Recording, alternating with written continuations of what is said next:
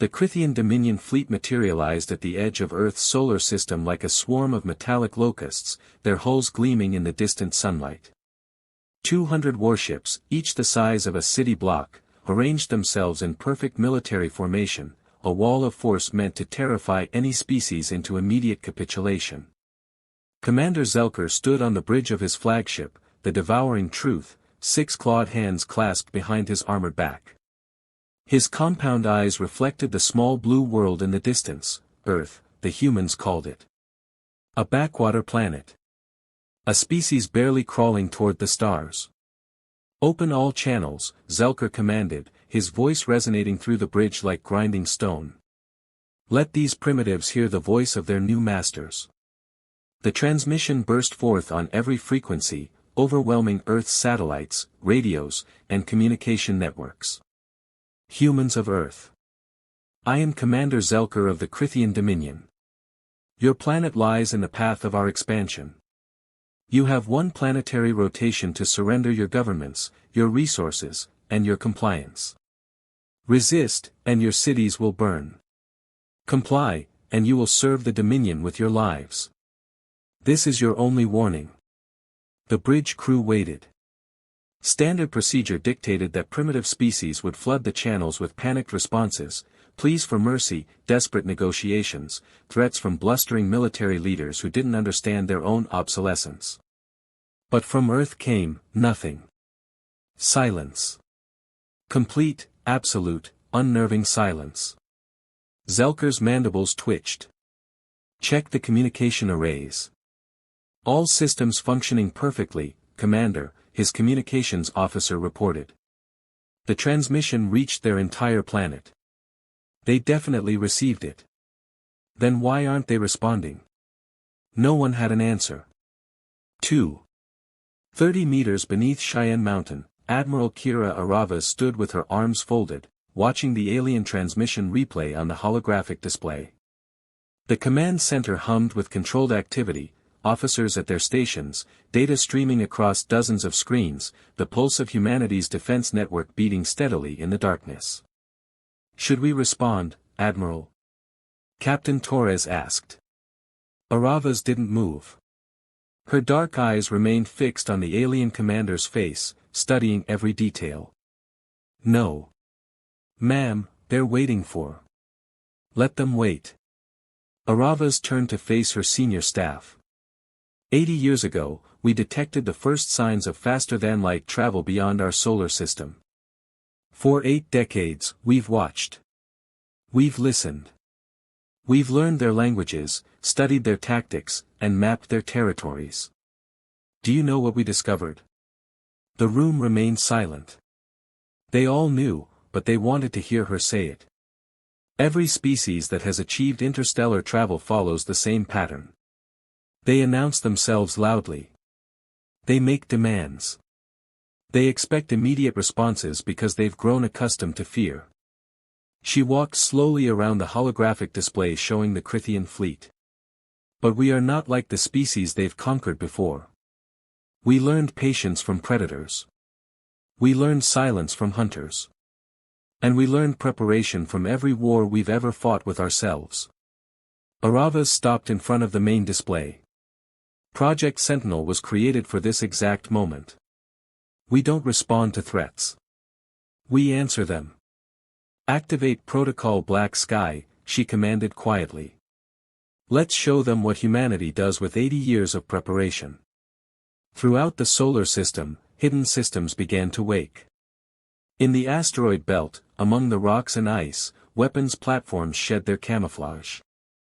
Near Jupiter's moons, entire fleets of warships disengaged their stealth systems, not to reveal themselves, but to reposition. On the dark side of Luna, railgun batteries calibrated their targeting solutions. And Earth remained silent. 3 hours after his transmission, Zelker's patience cracked. Launch scout ships. I want eyes on their major population centers. If they won't talk, we'll show them what ignoring the Dominion costs. 6 scout vessels detached from the fleet, their engines blazing as they accelerated toward Earth. Fast, heavily armored reconnaissance craft, each capable of leveling a city block with a single weapon's discharge. They reached the orbit of Mars in 14 minutes. Then, one by one, they vanished. Commander. The sensor officer's voice carried an edge of panic. Scout 3 just disappeared from tracking. Defined, disappeared. One moment it was there, the next, nothing. No explosion, no debris field, no energy signature. It's just, gone. Zelker leaned forward. The others? Scout 5 is gone. Now Scout 2. Commander, we're losing them and we can't see what's, the officer's voice died. All scouts offline. Total loss.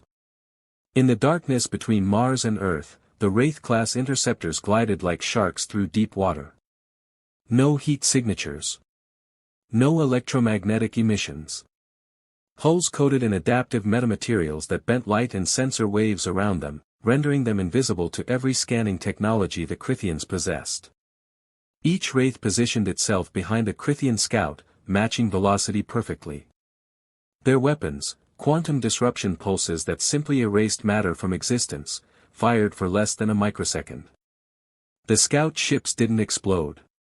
They didn't burn.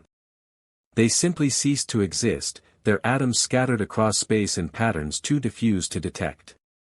And the Wraiths vanished again into the dark, silent and unseen. Aboard the devouring truth, Zelker stared at the empty tactical display. 6 scouts. Gone. Nothing on sensors. No evidence of weapons fire. No debris. What are we dealing with? He whispered. 4. The Krithian fleet held position for 6 more hours, scanning, probing, trying to understand what had happened to their scouts. Every sensor sweep of Earth's orbit came back negative. No defensive satellites. No weapons platforms. No ships. Yet 6 scouts were gone. Commander, the tactical officer said carefully, I recommend we demonstrate force. Send a battle group to their moon. Show them we can reach their doorstep. Zelker considered this. Aggressive posturing had worked on 43 worlds. Perhaps humans simply needed a more visceral demonstration. Battle Group Talon. Advance to lunar orbit. Full power to shields. Active scanning. If anything, and I mean anything, shows up on sensors, you are authorized to fire at will. 30 warships broke formation, engines flaring bright as they accelerated toward Luna. They crossed Earth's orbital path. And then, nothing. Battle Group Talon, report, Zelker commanded. Static. Talon actual, respond immediately. More static. But not interference. Not jamming. Just, nothing. As if the ships had entered a space where communications simply didn't work. A dead zone. The sensor officer's voice trembled. Commander, we still have visual on Battle Group Talon. They're still accelerating toward Luna. But we've lost all telemetry. No data feeds, no communications, no IFF transponders. It's like they're ghosts. Zelker watched on the main screen as 30 of his warships, now completely silent, continued their approach to Earth's moon. They looked normal. Their engines glowed. Their formation held. But they weren't responding. All ships, full reverse. Zelker roared. Emergency recall of all forward units. The battle group began to slow, their trajectories shifting as they received the recall order through tight beam laser communication. But for 17 minutes, they had been completely cut off, flying blind through space that humans had somehow claimed. When the ships finally rejoined the fleet, their captains were shaken. They reported instruments going haywire, sensors reading contradictory data, and an overwhelming sense that they were being watched by something they couldn't see. Zelker realized, with growing horror, that humanity hadn't been silent out of fear. They'd been silent because they were in complete control.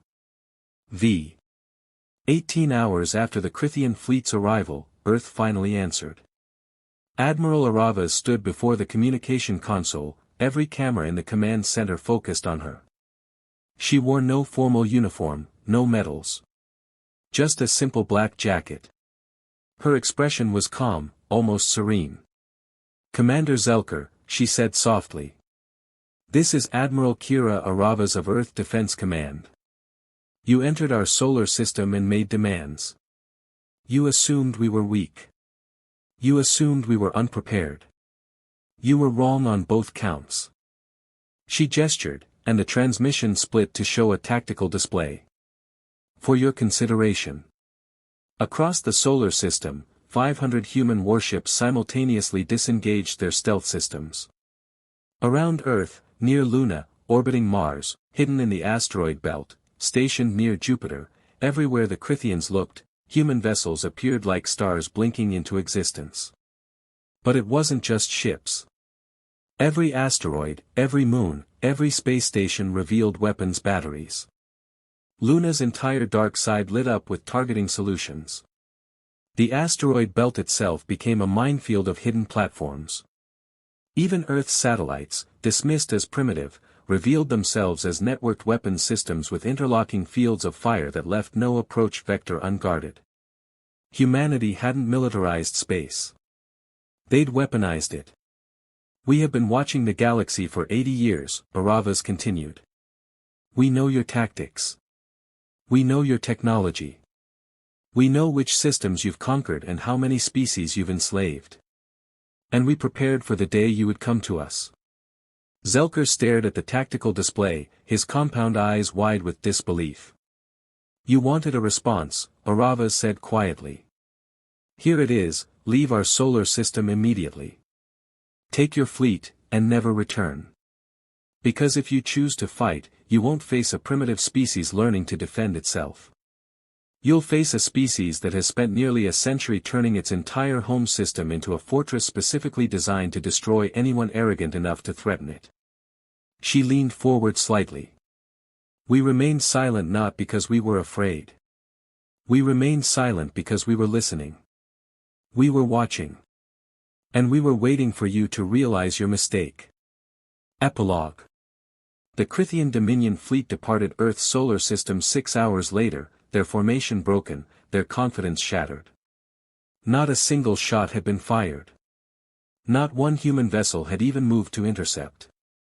Humanity had won through silence, through patience, through the terrifying demonstration that they had turned their entire home into a weapon, and the invaders had walked right into it without knowing. In the Cheyenne Mountain Command Center, Admiral Aravas watched the alien fleets retreat on the main display. Around her, officers permitted themselves small smiles, quiet celebrations. "Should we pursue, Admiral?" Torres asked. "No," Aravas said. "Let them go. Let them tell the galaxy what happened here." She turned to face her staff. "For 80 years, we prepared for this in secret. Today, we revealed ourselves, not as victims, but as a power that should never be tested.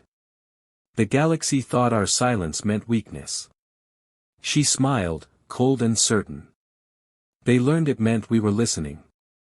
And in the darkness of space, 500 warships and 10,000 hidden weapons platforms remained active, watching, waiting, ready for the next species arrogant enough to mistake humanity's patience for weakness. Earth had spoken. The galaxy would remember.